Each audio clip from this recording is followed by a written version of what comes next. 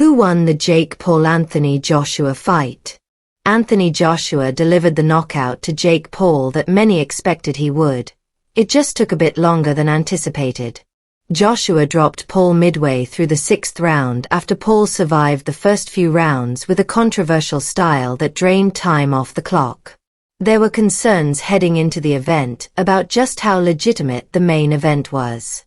Paul, 12-2 with 7 knockouts, had mostly stepped into the ring against aging fighters and underwhelming talent.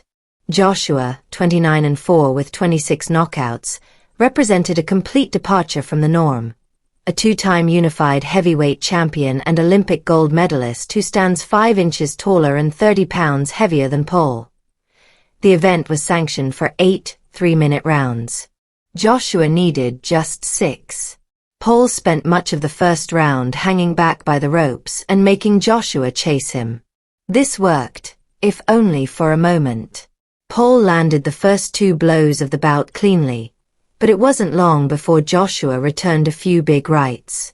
In the 2nd and 3rd rounds, Paul's relentless movement seemed to frustrate Joshua, who struggled with accuracy. Paul also repeatedly tried to throw his body at Joshua and drag down his bigger opponent.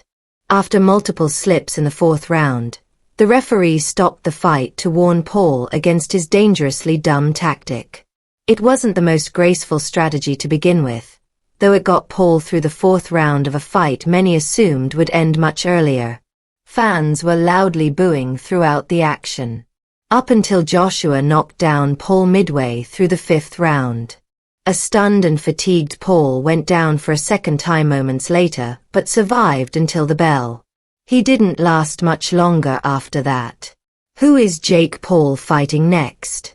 The boxer hasn't announced his future plans yet, but he likely won't be subtle about it when that time comes.